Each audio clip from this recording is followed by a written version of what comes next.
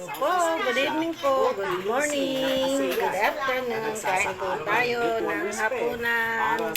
Ito po ang aming ulam, tinapa, at saka adobong kengkong. ng lahat ng mga bansa sa ating tulad ng Pilipinas.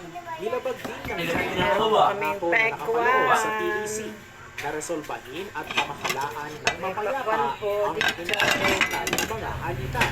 Kain po Ang tayo. kapamilitan at kawalan ng aksyon ng Ayun, nagkainan na sila, pero yung iba hindi pa rin. maaaring magdulot Mamaya na raw. ng malaking pinsala sa kanilang kredibilidad sa pamamahala ng isyu ng seguridad sa rehiyon, lalo na sa mga alitan na may kasamang malalaking kapangyarihan. Hindi pa buong Ang araw. katahimigang ito ay maaaring magpadala ng mensahe sa lahat ng mga malalaking estado, kabilang ang Estados Unidos, na kailangan na nilang mag-step up para sa mga bansang naaapi tulad ng Pilipinas.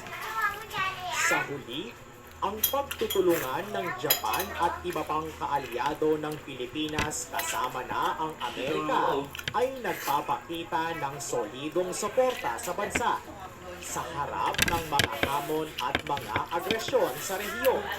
Samantala, ang pagtuklas sa mga hakbang na ginagawa ng Vietnam sa Kalayaan Island ay nagbibigay ng mas malalim na pangunawa at mga pagkilos ng iba't ibang mga bansa sa South China Sea. Patuloy na magmamatyag ang ating bansa sa pwedeng kaharapin ng mga desisyon sa hinaharap.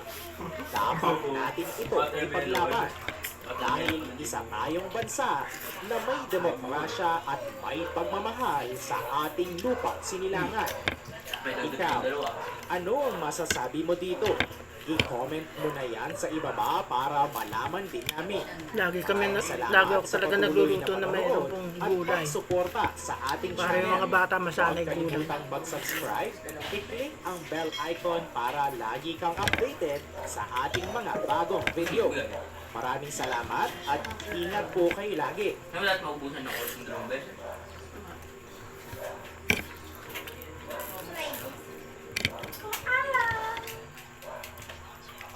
Pero ako,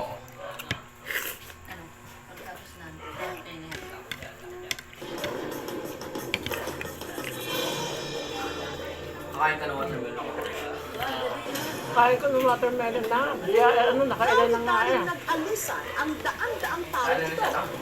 Kung sinalakay nitong lakas ng PNP Criminal Investigation and Detection Group o CIDG ang isang compound sa Porac, Pampanga.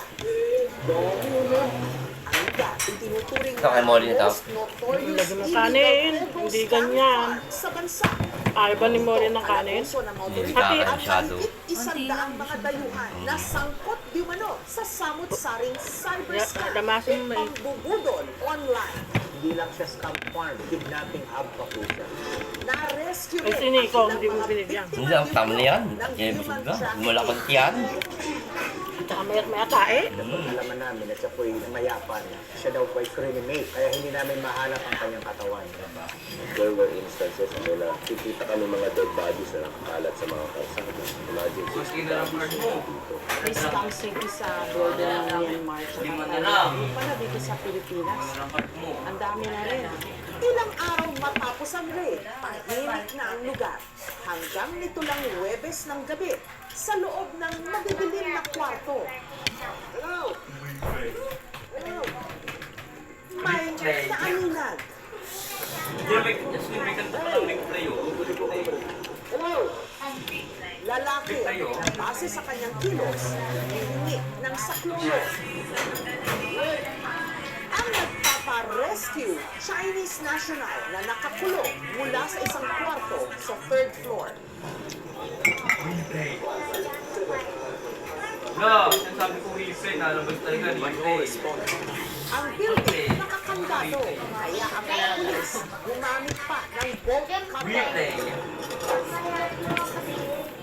Tulad ko. Sa pagkalugat pa ng mga operatiba sa mga silid ng iligal na Hindi lang photos, pala dyan.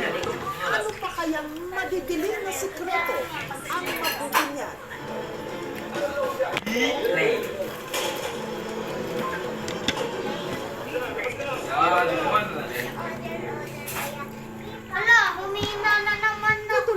Thank you po. Bye. Mahaba na video. Thanks for watching. God bless you all.